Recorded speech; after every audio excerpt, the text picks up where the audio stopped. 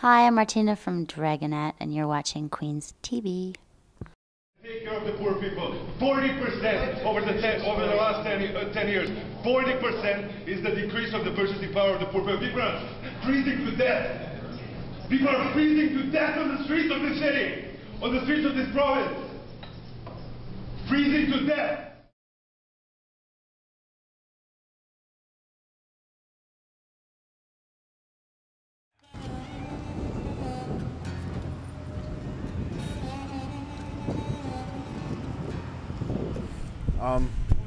I haven't been in Ontario or Kingston very long.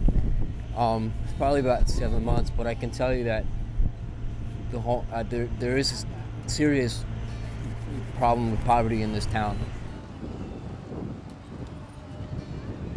Homelessness, like any other city in Canada really, in Kingston, takes up a part of the population who sort of fall through the cracks because of poverty, because of addictions, mental health, just lack of services or services that aren't able to meet their needs. The United Way is a community building organization, so we build the capacity of a community.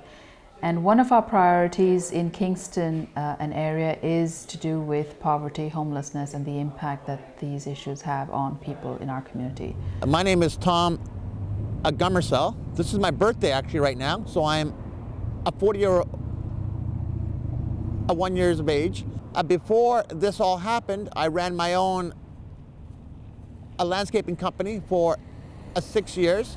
I was quite happy doing that, but unfortunately I didn't have the proper insurance coverage on my work, and after I was hurt, I found out I could only get $100 a month on insurance to cover me, so I've had to sell toys to help my actual income. Without the toy business, I probably couldn't live. That we've seen an increase in the number of children who are going hungry to schools.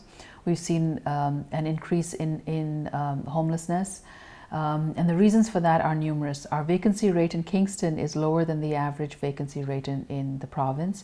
We also know that there are a higher number of people in Kingston who are paying more than 30% of their income on housing.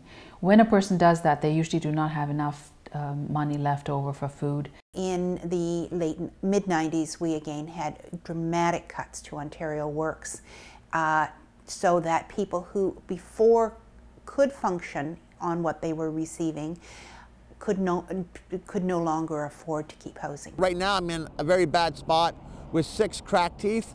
I cannot get them fixed. I can't afford to have them fixed, but you're only allowed to get $200 per year from the government, which doesn't really help me. Well, certainly it's an issue that I believe is on the radar screen of the government. Whether they can do more, absolutely. Every government can do more to reduce the impact that poverty has. So government policies created the problem.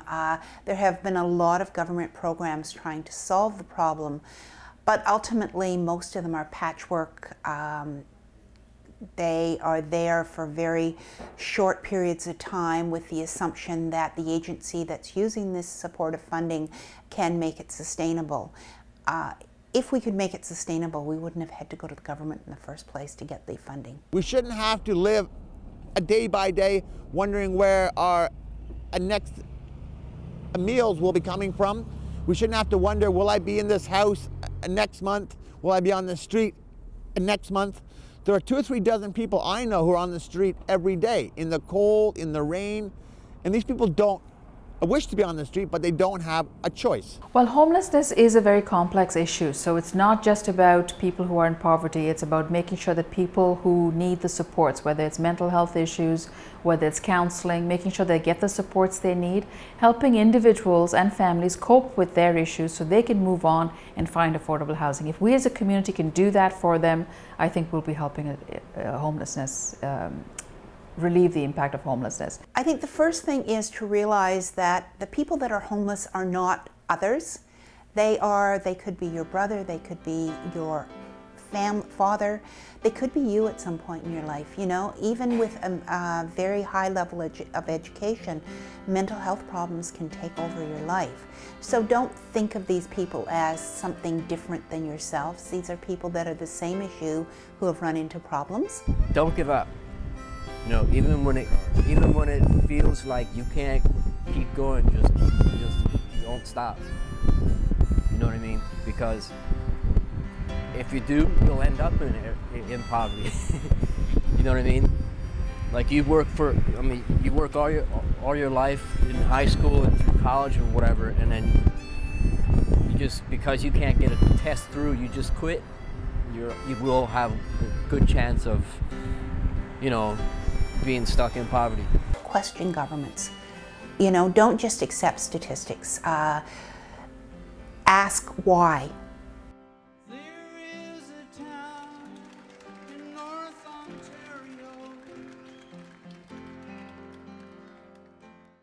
Aaron Perchette's coming to town. Where's he gonna be? He's gonna be at Alehouse on Wednesday night. And guess what, Bessie Mae? What? I got me 5 pairs of tickets to the show. 5 pairs? How can I get these tickets? Well, let me tell you, all you gotta do is give me a ring on my phone. You just call this number, 613-532-3269. That's right, 532-3269. The first 5 callers got themselves a pair of tickets to the show. I am so excited. I'm gonna go home now and talk. Well, you better do that right quick, because there's gonna be lots of people calling. And you know what? We'll see you at the Alehouse on Wednesday. Yeah! Yee-hoo! Let's go. No, man, I ain't joking. And hold my beer while I kiss your girlfriend, 'cause she needs